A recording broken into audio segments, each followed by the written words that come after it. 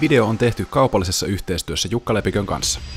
Otetaan tänään vielä viimeinen katsaus markkinoihin ennen kesälomia.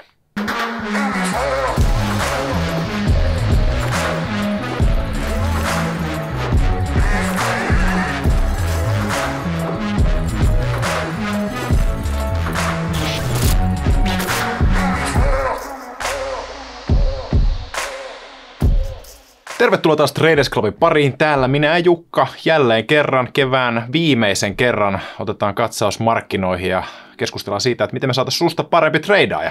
Viime viikolla sä, Jukka, väläyttelit vähän tällaista riskilistaa, että mitä markkinoilla kannattaa ottaa huomioon nyt varsinkin kesälomilla, kun nyt kaikki on ehkä mökillä tai jossain muualla, niin ei välttämättä ole ihan joka sekunti siinä ruudun ääressä, niin jotain tätä niin kuin isompaa kuvaa. Ja no, kappas vaan tässä nyt viime viikon aikana ehti jo muutama näistä eskaloitua. Että mitä tässä oikein tapahtunut? Tosiaan aikamoinen viikko ollut markkinoilla. Ollaan tultu yli 10% tuolla indeksitasolla alaspäin siitä, kun viimeksi kuvailtiin. Markkina oikeastaan yllätty siitä, että miten tiukassa toi inflaatiokehitys tuolla Jenkeissä on. Saatiin taas uusi huippuinflaatioprintti, kun tämän inflaatiohuipun piti olla jo takana. Eli viime perjantaina saatiin inflaatiolukuja, vuosi-inflaatio nousi 8,6%. Osakemarkkinat pelästyi sitä, korkomarkkinat pelästyi sitä, eli valtioiden velkakirjojen korot jatko huimaa nousua ja pomppasi monessa tapauksessa jopa 0,5 prosenttiyksikköä. Jenkeissäkin tuo 10-vuotinen nousi tuonne 3,35%, eli korkeimmille tasolle yli 10 vuoteen. Ja samaan aikaan myös Euroopan valtioiden velkakirjojen korot nousi aika rajusti, eli etenkin nämä ongelmamaat, niiden velkakirjojen korot on noussut tosi nopeata tahtia sieltä vuoden alun alle 1%, nyt jo yli 4% Italiassa, eli yksi niistä bulleteista viime viikolla oli nimenomaan se valtioiden velkakriisi, ja nyt niin otetaan isoja askeleita kohti sitä, että jos noi valtioiden velkakirjojen korot nousee jonnekin 5% Euroopassa, niin se alkaa olla jo sitten aika semmoinen kriisitaso, jossa Euroopan keskuspankin pitää luultavasti jonkunlaista interventiota tuonne markkinoille jo tehdä. Lähdetään puimaan näitä asioita vielä tarkemmin tuonne slaidien puolelle.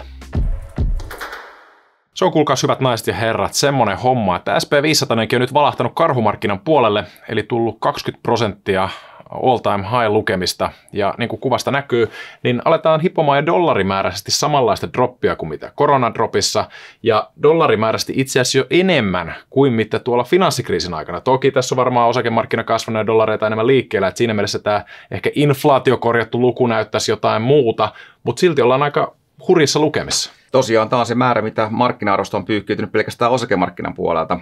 Bondimarkkinalta on myös pyyhty biljoonia pois markkina-arvosta. Ja sitten kryptomarkkinalta prosentuaalisesti varmaan kaikista eniten. Eli Bitcoinikin on laskenut jo 70% sieltä viime vuoden lopun huipuilta. Ja tosiaankin liikkeet täällä markkinoilla on ollut tosi rajuja. Että jos katsotaan tämmöistä tilastoa suurimmista laskupäivistä, mitä vuoden aikana osuu kohdalle, niin nyt ollaan nähty jo 5 tuommoista yli 3% laskupäivää. Eli eilen maanantaina laskettiin 4% SP500 puolella, jopa 5% tuolla Nasdaqin puolella. Ja nämä on itse asiassa aika poikkeuksellisia näin suuret laskupäivät tuolla pörssissä. Että jos tosiaan katsotaan ihan näitä viime vuosiakin, niin vuonna 2021 ei nähty yhtään yli 3% laskupäivää, eikä nähty myöskään vuonna 2019, 17, 14, 13 eikä 12. Eli välillä mennään vuosia ilman, että nähdään niin suuria laskupäiviä, mitä nyt ollaan nähty useita tässä viime aikoina. Eli kovaa on tosiaankin meno ollut tuolla pörssissä ja tässä nyt jokainen uusi, vähän vanhempikin sijoittaja saa ehkä muistuksen siitä, että miltä tuntuu olla laskumarkkinassa, miltä tuntuu olla karhumarkkinassa. Että SP500 nyt niin kuin vihdoinkin sulki sinne karhumarkkinapuolelle ensimmäistä kertaa. Nasdaq on ollut siellä syvällä jo pidempäänkin, eli Nasdaq on laskenut sen yli 30% viime vuoden huipuista. Ja Nasdaqissakin se pudotus on itse asiassa jo prosentuaalisesti suurempi kuin mitä nähtiin tuossa koronadipissä. Ja graafilla tuo pudotus näyttää tältä, eli tosiaankin torstai, perjantai, maanantai, kaikki isoja punaisia päiviä tuolla markkinalla, ja tultiinkin tuonne uusiin pohjiin. Et se mun oma näkemys oli se, että nämä viime kuussa tehdyt pohjat kestäisi pidemmän aikaa tässä, tehtäisiin jonkunlaista liikettä ylöspäin kesän aikana, ehkä hitaasti mentäisiin pikkuhiljaa, valuttaisiin ylöspäin, mutta markkina oli eri mieltä kuin minä, ja tosiaan tultiin uusiin pohjiin, ja tämä kyllä niin kuin itseä pikkasen yllätti, että tämä lasku jatkuu näinkin nopeasti ja etenkin niin kuin näin rajuina vielä alaspäin. Eli itse otin viime viikolla longia odottaen, että oltaisiin tehty korkeampi pohja. Siitä tuli niin kuin pikkasen pataa, mutta onneksi kuitenkin ihan muutamia prosentteja vaan, että salkku on vieläkin plussan puolella tältä vuodelta, vaikka niin kuin, hyviä tuottoja tuossa pikkasen syötiinkin. Mutta kyllä tässä niinku pikkuhiljaa alkaa kiinnostaa lisäämään sitä varsinaista osakepainoa, koska mulla on ollut vaan se yksi rivi tässä viime aikoina tuolla salkussa. Että pikkuhiljaa alkaa niinku monikin osake valumaan semmoisille tasoille, että niistä voi olla jo niinku pidemmälläkin tähtäimellä nähdä niinku sen tuotto-odotuksen paranemaan sen verran, että tulee varmaan napattua, jos tämä lasku jatkuu tässä vielä seuraavien viikkojen aikana, niin uusia rivejä tuonne salkkuun. Eli tosiaan SP500 puolella valuttiin tämän 38,2% Fibonacci-tason alapuolelle nyt ensimmäistä kertaa, ja tuolla Nasdaqin puolella valuttiin tuon 50% tason alapuolelle. Käytännössä niin kuin seuraava taso olisi sitten toi viimeinen tärkeä Fibonacci-tasoista, eli toi 61,8. Sinne on joitain prosentteja vielä matkaa. SP500 puolella olisi semmoinen 10% matkaa tuonne koronaa edeltäviin huippuihin.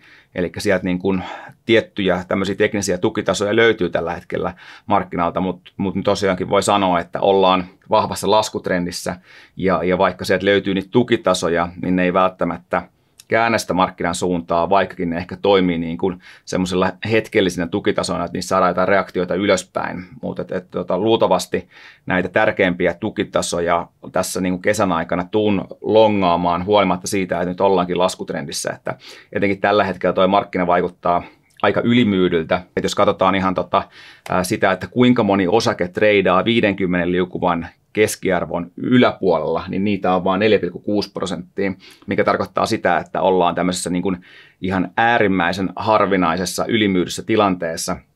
Ja niin kuin Charlie Bilelot sanoo, niin se, että ollaan näin äärimmäisen ylimyydyssä tilanteessa, niin usein johtaa siihen, että nähdään pomppuja tuolla markkinalla, mutta tämmöinen ylimyyty tilanne voi kestää kuitenkin vielä niin kuin viikkojen ajan, kunnes se pohja löytyy sieltä, mutta sitten kun se pohja löytyy, niin ne pomput on kyllä yleensä tosi vahvoja. Et niin kuin jos katsotaan, että milloin tämä 10% raja rikotaan, niin yleensä nämä korreloivat aika hyvin noiden markkinapohjien kanssa.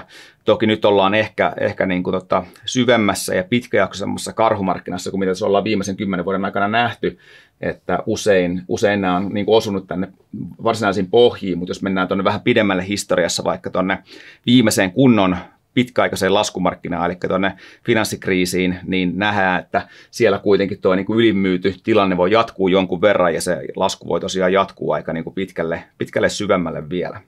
Mutta tosiaankin aika poikkeuksellinen niin kuin sentimentin tilanteen näkökulmasta ja niin kuin teknisten indikaattoreidenkin näkökulmasta sekä myös se, että mitä talousmediassa kirjoitetaan, että sentimentti vaikuttaa tosi negatiiviselta.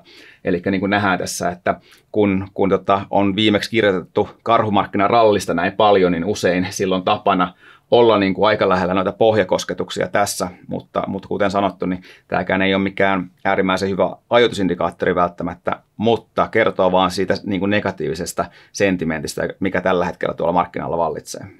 Nyt kun kesälomat tulossa ja katsotaan vähän pidempiäkin kynttilöitä, eli viikkotason ja kuukausitason kynttilöitä, niin siellä alkaa olemaan aika paljon loogisia tukitasoja tuossa samalla alueella molemmissa graafeissa, eli sekä viikkotasolla että kuukausitasolla.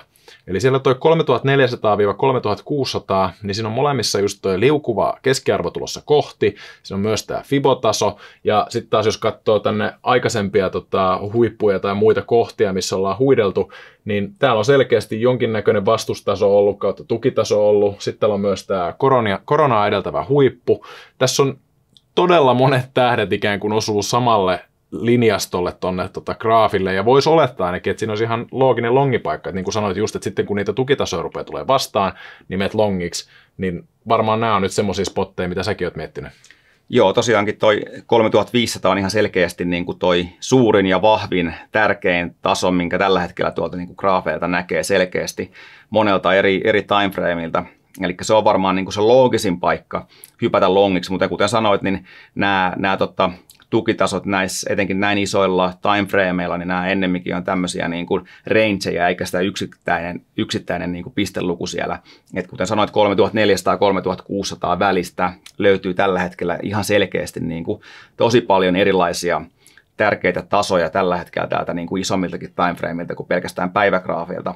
Eli varmaan niin kuin niiltä tasoilta, jos sinne asti valutaan, niin tuun ottamaan kyllä sitten lisärivejä salkkuja ja ehkä jotain niin viputuotetta vielä tuonne niin suoraan indeksin puolelle kanssa longi vedoksi. Ja jos tätä kuukausigraafia katsoo, niin tuo 50 liukuväli, tämä tämmöinen pinkkiviiva tässä, niin se ainakin tuntuu suhteellisen vahvalta tämmöiseltä tukitasolta siinä mielessä, että jos katsoo tästä niin kuin monen vuoden dataa, niin siinä on aina käyty jo korona-aikaan niin kuin käyty sen alapuolella, mutta sen jälkeen ollaan sitten ihan tällainen 2-3 viikon jälkeen päässyt takaisin siihen päälle, ja sen jälkeen ollaan taas ratsastettu ylöspäin aallonharjalla. Toki tilannehan on nyt vähän eri. Meillä on just nämä riskit, mistä puhuit, ja ne alkaa realisoitua ja eskaloitua. Et siinä mielessä se dippi noiden kyseisten tukitasojen alle, mistä just äsken puhuttiin, niin ei ainakaan mun mielestä ole millään tapaa irrelevanttia, vaan se on hyvinkin mahdollinen skenaario. Kyllä. Ja yksi taso, minkä voisi vielä nostaa täältä, on toi koronaa edeltävä huippu, eli 3400 SP500 puolella, mikä on ehkä justiinsa niin kuin se viimeinen näistä tärkeistä tasoista, missä se tuki voisi tuolta seuraavien viikkojen aikana laskun jatkuessa löytyä.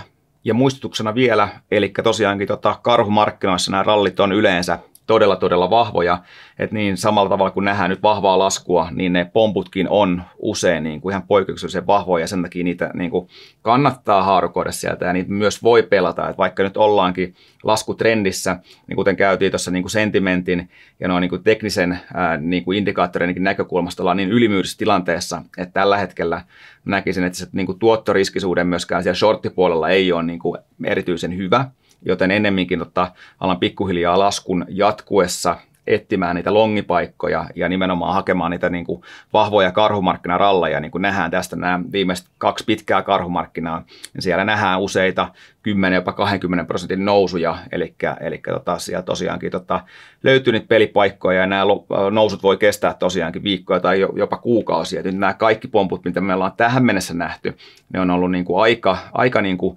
lyhyitä, ihan muutaman päivän, pari viikon pomppuja, ja ollaan sen jälkeen jatkettu kovaa tahtia alaspäin, mutta luulen, että teki tässä kesällä, kun yleensä markkinat pikkasen rauhoittuu, ei ole ihan niin paljon volyymia, niin se on aika suosiollinen ympäristö sille, että voidaan nähdä semmoinen pitkäjaksoisempikin nousu tuolla markkinalla. Ja sitten ne longitreidit on myös ihan perusteltuja tässä markkinaympäristössä. Tervetuloa vielä tämän kevään viimeisen markkinakatsauksen pariin. Ja tämä on vähän niin kuin semmoinen joku sarja telkkarissa tai jossain suoratoistopalvelussa, että meillä on ollut tässä pitkä kausi meneillään ja siellä on välissä ollut vähän semmoisia jaksoja, että siinä ei välttämättä meilläkään ole ollut ihan semmoista selkeää niin kuin mielipidettä antaa, että mihin markkinaan on menossa ja muuta, mutta nyt tämä on niin kuin kiihtynyt loppuun kohden ja nyt tämä niin kuin kauden finaalijakso, niin tämä jää tämmöiseen niin kuin huikeaseen cliffhangeriin, että nyt kun markkinoilla alkaakin tapahtumaan, niin nyt me lähdetään kesälomille ja nyt pitää odotella seuraavaa kautta tai jaksoa ja miettiä, että no, mitähän se nyt seuraavalla kaudella tapahtuu. Tämä jää todella jännittävään tilanteeseen mun mielestä. Joo, tosiaankin. Eli toistetaan ne, mitä käytiin viime viikolla läpi. Että nämä on niitä tärkeimpiä asioita, kuten viimeisenkin viikon aikana ollaan nähty, että kun näistä eri bulleteista on alkanut tulee heikompia uutisia, huonompia kuin mitä odotettiin, niin selkeästi markkina heti reagoi ja alkaa tapahtumaan. Eli tosiaankin, kuten viime jaksossa tuli sanottua, niin kauan kun nämä asiat ei jatka huononemistaan, niin markkinoilla on mahdollisuus mennä ylöspäin. Mutta jos näistä tulee huonompia uutisia, kuten nyt viimeisen viikon aikana on nähty, niin markkina heti reagoi ja niin kuin hyppää suoraan kaivosta alas suurin piirtein, niin kuin viimeisen viikon aikana on tapahtunut. Mutta jos nyt niin kuin se kehitys kääntyykin toiseen suuntaan, että aletaan saamaan niitä matalampia inflaatioprinttejä, joiden valtioiden velkakirjojen korot alkaa pikkasen niin kuin neutralisoitumaan tai laskemaan, ja nähdään muuten, että markkina ei lähde niin kuin kriisiytymään, niin tästä on niin kuin vielä tie ulos ja selkeästi niin kuin korkeampiinkin kursseihin vaikka tässä kesän aikana. Mutta se aletaan olemaan niin kuin aika lähellä niitä kriittisiä rajoja. Eli viime viikolla puhuttiin, että jos se Jenkkien 10-vuotinen velkakirja nousee tuonne 3,5%, niin se on about niin kuin se breaking point tuolla markkinalla, että sen jälkeen voi rytistä vieläkin niin kuin kovempaa. Ja viime jaksoa kun kuvattiin, niin oltiin siinä 3%, Nyt vaan viikkoa myöhemmin ollaan 3,35% ja niin kuin hyvin lähellä sitä tilannetta, että osakemarkkina kääntyy vielä niin kuin rajumpaan laskuun tästä ja tosiaankin saadaan todistaa niin kuin suurinta laskua sitten koronapohjaa ja oikeastaan siten myös yli 10 vuoteen. Ja samaan aikaan kun nämä valtioiden velkakirjat ja niiden korot raketoi, niin Fedin nähdään myös niin kuin entisestään kiristävän oman rahapoliittisen kiristyksen tahtia. Eli viime viikolla, kun odotettiin, että Fedi tällä viikolla keskiviikkona omassa korkokokouksessaan nostaa 0,5% ohjauskorkoa, niin tämä odotus on muuttunut itse asiassa ihan 2 päivässä siihen, että nyt pidetään 96% todennäköisyydellä varmana sitä, että se onkin 0,75% se seuraava kiristys. Ja samaan aikaan myös nämä seuraavien kuukausien korkokokouksien kiristysodotukset on ollut hirveässä nousussa tässä. Ja itse asiassa markkina hinnoittelee nytten, että vuoden päästä kesäkuussa 2023 Fedin ohjauskorko alkaisi hipomaan jo 4%. Eli tässä näkee käytännössä niin kuin ajan suhteen, miten se markkinaodotus on elänyt sen ensi vuoden kesäkuun ohjauskoron suhteen. Eli tosiaankin koroissa hirveitä nousupainetta tällä hetkellä. Se vaikuttaa laajasti tuonne talouteen ja pikkuhiljaa nuo korot alkaa olla sillä tasolla, että ne niin kyllä satuttaa osakemarkkinaa, ne satuttaa kuluttajaa, ne vähentää sitä kysyntää, jolloin pikkuhiljaa ehkä myös se inflaatio-ongelma alkaa sitten poistumaan tässä, kun kysyntää saadaan säänneltyä tällä korkeammalla korolla. Ja itse asiassa tätä alkaa löytyä jo niinku semmoisiakin näkemyksiä, eli Ray Dalio, jonka sanomisia kyllä kannattaa yleensä kuunnella, niin Ray Dalio näkee tämmöisen niin deflatorisen tilanteen, eli inflaation vastakohta, eli hinnat laskee ja keskuspankit joutuu alkaa uudestaan elvyttämään vuonna 2024.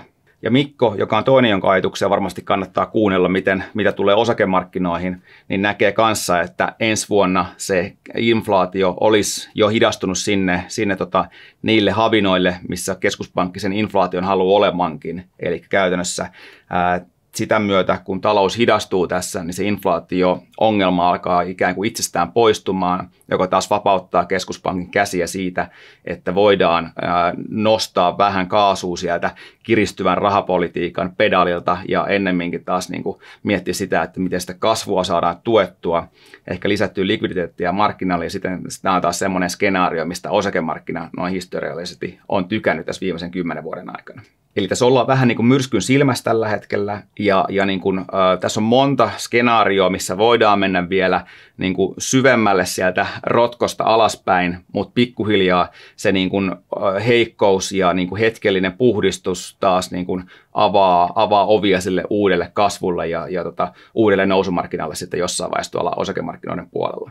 Että kyllä niin kuin sijoittajan näkökulmasta nyt kun ollaan tultu aika paljon alaspäin jo, niin se tuotto-odotus ikään koko ajan paranee ja vaikka tällä hetkellä ehkä niin kuin tuntuu pahalta, tuntuu niin kuin synkältä, niin nämä normalisoituvat arvostuskertoimet on ennemminkin niin kuin terve asia ja hyvä asia ja tosiaankin parantaa sitä tulevaisuuden tuotto-odotusta, vaikka tällä hetkellä tuntuu pahalta, kuten niin kuin nähdään kaikista niin kuin sentimentti- ja niin kuin talouskyselyistä. Et jos hypätään osakemarkkinoiden puolelta tuonne talouden puolelle ja katsotaan sitä, että miten vaikka jenkkikuluttaja tällä hetkellä kokee niin kuin talouden, niin ollaan suoraan kaikkien aikojen pohjissa kuluttajaluottamuksen suhteen.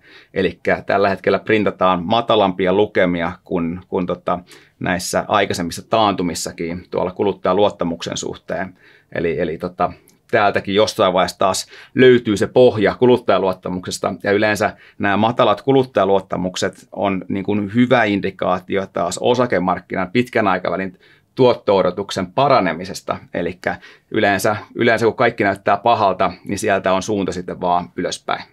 Ja jos spekuloidaan vähän vielä syvemmälle, niin tämä tilannehan voi jatkuu vielä jonkun aikaa. Okei, Ray Dalio tuossa just sanoi, että vuonna 2024 alkaa olla se tilanne, kun ruvetaan taas elvyttämään ja kaikki alkaa olla vähän paremmin. Mikko Mäkinen sitä mieltä, että ensi vuonna inflaatio alkaa olla keskuspankkien tavoitetasolla. Eli siinä mielessä, että jos miettii, että osakemarkkina katsoo aina sen noin 6-12 kuukautta eteenpäin, niin sehän tarkoittaisi sitä, että tuossa syksyn aikana jossain vaiheessa olisi nyt sitten alkusyksy, loppusyksy, whatever, mutta siinä vaiheessa osakemarkkina pohjaisi, jonka jälkeen se alkaisi pikkuhiljaa näkemään jo sinne vuoteen 2024 tai 2023 loppuun, jolloin tilanne on toivon mukaan ainakin helpottanut. Joo, ja tämä on tosi tärkeä huomio, että tosiaankin me eletään tässä ja nyt, ja suuri osa näistä niin kuin datasta, mitä me katsotaan, niin kuitenkin katsoo peruutuspeiliin. Osakemarkkina katsoo pitkälle sinne tulevaisuuteen, ja just sen takia osakemarkkina pohjaa aina paljon ennen kuin sieltä kriisistä oikeasti tullaan ulos. Ja siitä syystä, silloin kun just tuntuu kaikista pahimmalta, niin saattaa olla just paras aika taas tehdä niitä sijoituksia pidemmällä aikavälillä. Niin kuin nyt nähdään monesta, kuten tästäkin datasta, että nyt tuntuu pahemmalta kuin koskaan ainakin jenkkikuluttajista. Eli tosiaankin aletaan lähestymään niitä tasoja, missä ainakin mun mielestä on järkevää niitä pitkän aikavälin sijoituksia ja niiden määrää alkaa kasvattamaan. Ei välttämättä mennä all in vielä, mutta pikkuhiljaa ostella hyviä yhtiöitä järkeviltä tasoilta, niin uskon, että se tulevaisuuden tuotto-odotus on niin kuin ihan järkevällä tasolla tällä hetkellä, ja ainakin historiassa aina joka kerta aikaisemmin osakemarkkinat on näistä karhumarkkinoista selvinnyt ja mennyt uusiin huippuihin, ja niin uskon, että käy myös tällä kerralla. Viime jaksossa me pyydettiin teiltä kysymyksiä ja toiveita siihen, että mitä asioita meidän pitäisi käydä nyt tässä tämän kevään viimeisessä jaksossa läpi. Ja Bitcoinia, sitä on pyydetty nyt jo useamman jakson verran, että missä se on loistanut poissaolollaan, että minkä takia sitä ei käydä läpi. No, nyt käydään koko rahaa edestä. Eli mitä sulla on tarjota meille, Jukka, tänään? Tosiaankin Bitcoin meni tuossa useita viikkoja oikeastaan tekemättä mitään, niin siitä ei ollut hirveästi sanottavaa noin niin teknisestä näkökulmasta, joten nyt tällä viikolla, kun sitä pyydettiin, niin totta kai Bitcoin esitti suuria liikkeitä viimeisten päivien aikana, niin kuin markkinat muutenkin. Tiputtiin tuolta tärkeältä $30,000 tukitasolta suoraan käytöstä 20, eli tänä aamulla käytiin jo alle $21,000, ja nyt tosiaankin toi tiputus tuolta viime vuoden huipuilta on jo 69%. Eli tämä on yksi syvimmistä Bitcoinin karhumarkkinoista, mitä Bitcoin on kokenut. Toki tuolta löytyy noita vieläkin syvempiä, eli tuolla -24, -25, -76, -94 ja toinenkin 94 tuolla vielä mukana. Eli nämä on historiassa ollut tosi rankkoja nämä Bitcoinin karhumarkkinat. Nyt niin kuin mielenkiintoinen tärkeä kysymys on, että onko tämä karhumarkkina, viimeinen karhumarkkina ja Bitcoin menee arvottomaksi vai mennäänkö jälleen uusiin huippuihin jossain vaiheessa? Tämä on niin kuin mielenkiintoinen kysymys näiden muiden kryptojen suhteen, koska käytännössä niin kuin nämä kryptot on ollut vasta vähän yli 10 vuotta olemassa, ja nämä ei ole kokenut vielä yhtään tämmöistä varsinaista pitkää kunnon taantumaa ja siihen liittyvää karhumarkkinaa, missä mahdollisesti nyt ollaan. Et mielenkiintoista nähdä, että miten nämä kryptot kokonaisuutena ja niin kuin Bitcoin, joka varmasti niin kuin on niin kuin iso ja tunnetuin näistä, niin reagoi tämmöiseen niin kuin pitkäkestoisempaan laskuun. Sanoit tuossa, että kryptot ei ole kokenut tämmöistä niin kuin pitkäaikaisempaa karhumarkkinaa, että ilmeisesti tarkoitti sitä kautta just, että ei ole samanlaista mitä osakemarkkinoilla, koska kyllähän ne on ollut tällaisessa karhumarkkinassa kyllä, ne on äkäisempi ne laskut, ja sen jälkeen ollaan vaikka monta vuottakin semmoisessa horroksessa, että siellä ei oikein tapahdu mitään merkittävää, sen jälkeen lähdetäänkin sitten aina uuteen bullruniin. Joo, just näin, eli ei ole koettu tämmöistä niin kuin samanaikaista karhumarkkinaa kuin osakemarkkina on ollut tämmöisessä pitkäaikaisessa laskuperiodissa. Ja tosiaankin usein nämä niin kuin kryptojen karhumarkkinat on ollut tämmöisiä aika pitkäkestoisia, eli lasketaan paljon ja se myös hetken aikaa menee tämmöiseen niin kuin sivuttaisliikkeeseen toi markkina, kunnes sitten se seuraava bullruni lähtee sieltä. Ja sen takia näissä ei välttämättä kannata odottaa semmoista niin kuin nopeata V-muotoista elpymistä, mitä ehkä osakemarkkinoilla on tässä niin kuin viimeisen 10 vuoden aikana nähty. Toki näilläkin niin kuin nyt viime aikoina on tuntunut olevan tosi iso korrelaatio osakemarkkinan kanssa, jos katsotaan ihan Nasdaqin ja Bitcoinin korrelaatio, niin näähän menee melkein niin kuin 1:1 ja on mennyt tässä niin kuin viimeiset kuukaudet. Et siinä mielessä vähän niin kuin se lupaus siitä niin kuin kryptojen niin kuin inflaatiosuojasta ja niin kuin hajautushyötyä tarjoavasta omaisuusluokasta, niin se on kokenut tässä pikkasen deflaatioon nyt, että se ei ole toiminut ainakaan tässä niin kuin viime aikoina sillä tavalla, kun sitä ehkä on mainostettu, että se toimisi. Et toki tämäkin korrelaatio voi rikkoutua ja varmaan rikkoutuukin jossain vaiheessa, mutta tässä vaiheessa se ei ole tarjonnut kovin kummoista hajautushyötyä, jo ennemminkin seurannut justiinsa näitä kaikista niin kuin riskisempiä osakkeita, eli korkean PE:n osakkeita ennemminkin noin kurssikehityksen mukaisesti, kun sitten tarjonnut hyvää hajautushyötyä tai suojaa inflaatioltakaan. Jos katsotaan vielä ihan puhtaasti teknisesti Bitcoin ja sen graafia, niin nyt ollaan laskettu justiinsa viikkograafilla tähän nousevalle 200 liukuvalle keskiarvolle ja käytiin jo aika lähellä aikaisempaa vuoden 2018 huippua, joka on tuossa noin $20,000. Eli se on ehkä niin kuin se lyhyellä aikavälillä merkittävin taso nyt Bitcoinissa, toi nimenomaan toi $20,000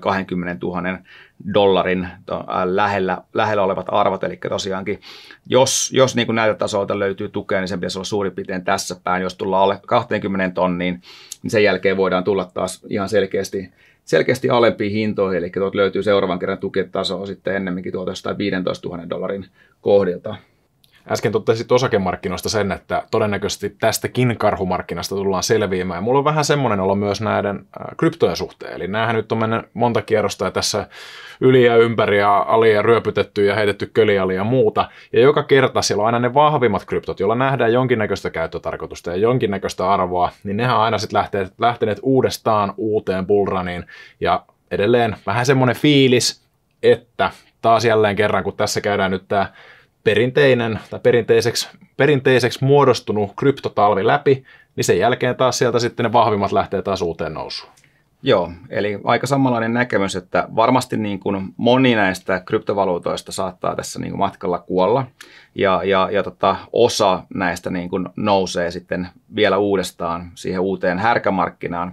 Ja siinä mielessä kyllä muakin kiinnostaa, että jos tuonne lasketaan alle 20 000, niin itse koen, että se tuottoriskisuhde alkaa olemaan ihan mielenkiintoinen siinä mielessä, että kuinka paljon tuossa voi hävitä. Tietysti 100% voi hävitä, mutta jos tosiaankin lähdetään vielä siihen uuteen härkämarkkinaan, niin silloin se arvo mitä todennäköisemmin moninkertaistuu. Eli aina voi hävitä sen 100%, mutta todennäköisempää siinä uudessa härkämarkkinassa on, että arvo moninkertaistuu, jolloin se tuottoriskisuhde alkaa muodostumaan ihan niin kuin suhteellisen mielenkiintoiseksi siitä näkökulmasta, että jos pitää vaikka edes 50% tai edes 30% todennäköisyytenä sitä, että mennään vielä uuteen huippuihin Bitcoinissa, niin se tuottoriskisuhde alkaa olemaan ihan järkevä, ja siinä mielessä siihen voi ainakin pienen osan siitä salkusta riskeerata, oli se sitten muutama prosentti tai 5% ehkä riskipitoisemmassa, niin vielä ei sitäkin enemmän, mutta niin tuottoriskisuhteen näkökulmasta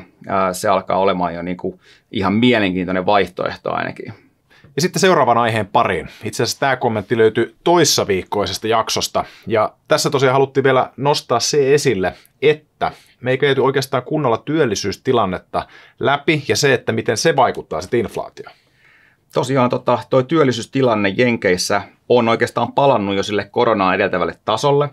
Eli työllisyyskehitys on ollut tosi vahvaa, ja kuten tästä nähdään näistä keltaisista palkeista, kuinka monta uutta työllistä Jenkkeihin on syntynyt kuukausittain tässä viimeisen parin vuoden aikana, niin tosiaankin tämä kehitys on ollut tosi nopeata ja edelleenkin tosi vahvaa.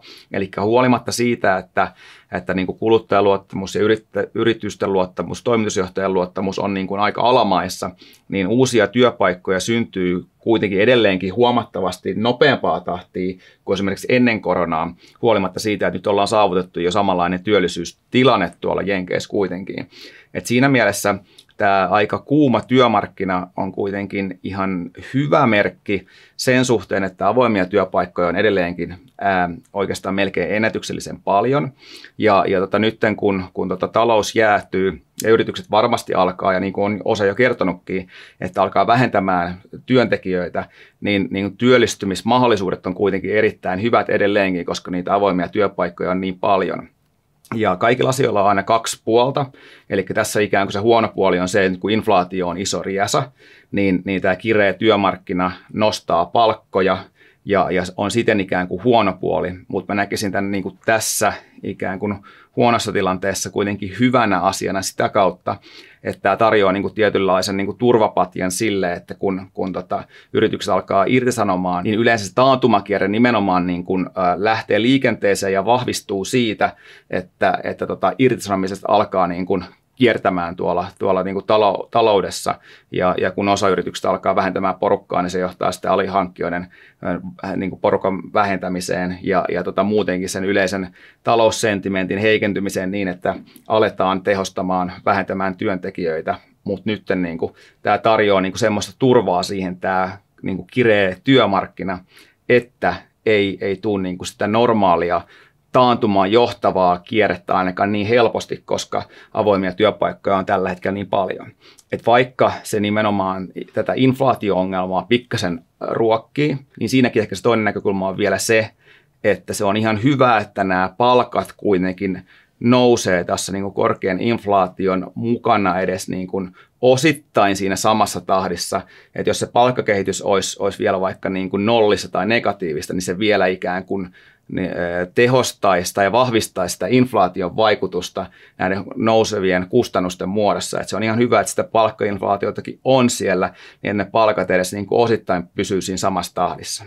Ja seuraavan aiheen pariin. Eli me tuossa ehkä muutama jakso takaperin, niin mehän siellä oikein kontraamalla kontrattiin kontraajaa ja kontraajan kontraajaa. Ja tässä itse asiassa just kyse siitä. Eli nyt kun kaikki on ikään kuin sitä mieltä, että tästä tullaan vielä alaspäin, mediat kirjoittelee siitä, talousviisaat sanoo, että tästä tullaan alaspäin, kaikki on huonosti, niin pitääkö sun silloin lähteä kontraamaan yleistä konsensusta, joka ilmeisesti ainakin tällä hetkellä tuntuisi olevan se, että kaikki menee huonosti, joten nyt pitäisi sitten ainakin, niin kuin tämä Arikin tässä kommentissa sanoo, että nyt pitäisi sitten tämä longiksi. Toki, jos kaikki on sitä mieltä ja kaikilla on tavallaan tiedossa se, että nyt mennään alaspäin ja kaikki haluaa totta kai kontrata sitä tehdäkseen tuottoa, niin eikö silloin melkein jopa mennä sitten sen laskun puolelle? Joo, toi menee ehkä niin kuin liian pitkälle tuossa loopissa, että sä lähdet miettimään että jos mä mietin itse sitä, että mitä niin suomalaisessa kuin kansainvälisessäkin talousmediassa tällä hetkellä puhutaan, niin ei siellä kyllä tällä hetkellä hirveästi näy niitä ennusteita, että nyt ollaan pohjalla, nyt kannattaa ostaa ja tästä mennään ylöspäin. Että kyllä mä niin kuin näkisin, että ennemminkin konsensus on nimenomaan se, että tästä jatketaan alaspäin ja asiat on menossa niin kuin huonompaan suuntaan, mikä ennemmin kertoisi mulle niin kuin siitä, että nyt voisi olla ennemminkin hyvä aika sitten ainakin aloittaa ne ostot, ettei sitten missaa sitä pohjaa ja huomaa sitten niin kuin joidenkin kuukausien päästä, että nyt ollaan tosi paljon korkeammalla kuin missä oltiin. Et siitä näkökulmasta voisi hyvinkin olla hyvä aika mennä longiksi tässä vaiheessa, mutta toki tämmöisessä niin kuin karhumarkkinan ja selkeässä laskuteiden tilanteessa kannattaa ennemminkin myös niin kuin puolustaa niitä pääomia. Eli vähän sama, mikä mulla tuolla omankin salkun puolella on tilanne, että ei ole paljon rivejä tällä hetkellä, mutta on kyllä niin kuin valmis hyvinkin niin kuin nopeasti myös kasvattamaan niitä rivejä, kun tuolta markkinat alkaa tulee semmoista signaalia, että oltaisiin menossa ylöspäin, tai jos valutaan vielä nyt niin kuin selkeästi alaspäin niille vahvoille tukitasoille, mitä käytiin tuossa aikaisemmin jaksossa läpi. Niin sitten vielä toinen markkina-ajoittamiseen liittyvä kommentti Kallelta. Eli uskotko, että pelkällä teknisellä analyysillä voisi tehdä pitkällä aikavälillä tuottoa? Mulle sä oot ainakin vakuuttanut se, että se on mahdollista. Toki fundamentteja on hyvä seurata, koska sitten jos sä et oikein tiedä, mitä taloudessa tapahtuu tai mitä yrityksen ympärillä tapahtuu, niin silloin on myös vähän vaikea myös ennakoida sitä, että mitä siellä hinnassa tulee mahdollisesti tapahtumaan. Totta kai sä voit pelkästään hinnan kautta seurata sitä, että, koska loppujen lopuksi hintahan on aina oikeassa, ja sä voit hinnan seuraamisella tehdä tuottoa, mutta mun mielestä on kyllä hyvä olla tietoinen ainakin siitä, että mitä sen kyseisen yrityksen ympärillä ja mahdollisesti jopa koko maailmassa tapahtuu sillä hetkellä. Joo, mä oon samaa mieltä, eli on sitä mieltä ja oikeastaan on nähnytkin sen, että pelkällä teknisellä analyysillä pystyy tekemään tuottoa, pelkällä fundamenttianalyysillä pystyy tekemään tuottoa, mutta ehkä niin kuin paras ratkaisu ja paras yhdistelmä on se, että yhdistelee näitä molempia, niin kuin on näissä jaksoissa aikaisemmin sanonut, ja niin kuin sitä näkökulmaa tässä itsekin ehkä niin kuin kehittänyt itsessäni viime vuosien aikana, että pyrkisi ymmärtämään enemmän myös sitä fundamenttipuolta, ei pelkästään teknistä puolta, että niiden yhdistelmällä pääsee ehkä vielä parempaan tulokseen kuin pelkästään niin kuin olemalla mahdollisimman pro jommassa kummassa. Mä voisin ehkä tämän tuoda vielä semmoisella niin kuin työkalupakki esimerkillä, että jos miettii, että sä lähdet tekemään remonttia, niin sä mielelläsi otat semmoisen työkalupakin, missä on mahdollisimman paljon niitä työkaluja, eikä sillä lailla, että siellä on pelkästään vasara, koska sitten jos sun pitääkin ruuvata jotain, niin mitä helvettiä sä sitten teet. Vaan nimenomaan se, että sulla on siellä kaikki mahdolliset työkalut käytät sit mitä käytät, mutta ainakin sulla on mahdollisuus käyttää niitä, jos tarve tulee. Kyllä, ja ehkä tuohon niin työkalupakkiin pitää lisätä se, että myöskään se pelkkä tekninen analyysi tai fundamenttianalyysi ei välttämättä vielä riitä, vaan tarvitaan myös sitä kassa- ja riskienhallinnan osaamista, tarvitaan niin kuin ymmärrystä siitä markkinapsykologiasta ja niin kuin historiasta, että sieltä voi ammentaa paljon oppia siitä, että miten yleensä markkinat on historiassa toiminut, niin se on todennäköistä, että ne osittain toistaa ainakin itse itseään. Ja vielä viimeinen vilkaisu sitten näihin meidän salkkuihin. Ja sulla Jukka edelleen Tesla-salkussa. Ja nyt totta kai kun kesä tulee ammattitreidaa, niin varmaan teet myös peliliikkeitä kesän aikana. Niin kuin puhuttiin aikaisemmin, että sitten kun rupeaa tulemaan niitä tärkeitä tukitasoja indeksitasolla, varmaan yrität ottaa longia niistä. Mutta onko jotain muuta peliliikettä kiikarissa? Tosiaan, jos tämä volatiliteetti jatkuu niin kovana, kun se on nyt ollut viimeiset viikot ja kuukaudet, niin kyllä varmasti tulee kesänkin aikana otettu jonkun verran treidejä. Ja kuten käyty tuossa aikaisemmin läpi, mulla oli viputuolta tässä viimeisen viikon aikana salkussa, uskoin, että tehdään korkeampi pohja. Sitä kautta tuli pikkasen tappioita. Salkun vuosituotto tipahti tuohon nollan tuntumaan. Kuitenkin vielä toi 20% ero tuohon markkinatuottoon. Et siinä mielessä täytyy olla ihan tyytyväinen, että silloin kun markkina on näin vaikea, niin saa puolustettua niitä pääomia edes. Sitten kun taas löytyy niitä parempia treidipaikkoja, niin hyödynnetään niitä. Vahva luotto on, että päästään niin kuin selkeästi korkeampiin tuottoihin vielä tässä toisen vuosipuoliskon aikana sitten. Mutta varmaan kesän aikana kuitenkin tulee otettu ihan aktiivisesti treidejä. Ehkä pikkasen kesälomakin pitää kuitenkin jossain vaiheessa. Ja sitä kautta ehkä niin kuin pikkasen aktiviteetti laskee täällä salkun puolella, mutta kannattaa pitää se tuolla Shervillen puolella seurannassa kuitenkin, koska varmasti niin kuin treidejä tulee ja jos lasku jatkuu, niin varmasti tulee uusia rivejä tuonne salkkuun ja osa ehkä pieniä treidejä, lyhyitä treidejä, mutta sitten myös ehkä vähän semmoista pidempiaikaista näkökulmaa myös nyt kurssilaskun myötä voi ottaa tuonne oman salkun puolelle. Mitäs sun kesäsuunnitelmat? Varmaan aika hiljaisesti aion vetää salkun puolella, että nyt totta kai koko kevät ollut vähän hiljasta mun salkussa alun ryminää lukuun ottamatta, mutta silloin kun rupesin tyhjäämään salkkua ja odottelee laskevia kursseja, niin se on oikeastaan jatkunut nyt tässä koko kevään ja nyt todennäköisesti koko kesänkin tulee olemaan aika tämmöistä hiljaiseloa. Että siellä on nyt salkussa ne laput, mihin on kovin usko tällä hetkellä ja varmasti aika lailla noilla mennään koko kesän ylikin, että ellei nyt sitten tapahdu jotain todella erikoista tai merkittävää. Mutta nyt tällainen kevään viimeisen jakson kunniaksi mulla on ihan pari niin nostamisen arvosta seikkaakin tuossa salkussa. Eli vihdoin viimein mun tuotto on ylittänyt SP500. Et silloinhan kun lähdin tyhjäämään salkkua, niin se salkku, mikä jäi vielä olemaan, niin se oli niin volatiili, että se pelkkä käteispainoksi siirtyminen ei riittänyt. Mutta nyt sitten niin vihdoin ja viimein SP500 valahtanut meikämandoliinisalkun tuoton alapuolelle. Varmaan ehkä yksi syy siihen on se, että on tullut osuttu noissa shorteissa ihan hyvin. Et silloin aikaisemmin otin shorttia just tuolla ATH-jälkeisten huippujen kohdalla ja nyt sitten taas viimeisimmän huipun kohdalla otin taas shorttia ja se osui siinä mielessä ihan näppärästi, että se on ehtinyt olla salkussa jo 1,5 viikkoa ja 400 pinnaa tuottoa nyt tässä ajassa, niin siihen pitää olla tyytyväinen. No niin, salkun suojaus on onnistunut ihan mukavasti kuitenkin ja indeksin voittaminen varmasti piristää mieltä, että sä oikeastaan ensimmäistä kertaa tänä vuonna olet päässyt tuohon indeksituoton niin kuin paremmalle puolelle, vaikka miinuksella tällä hetkellä mennäänkin molemmissa salkuissa.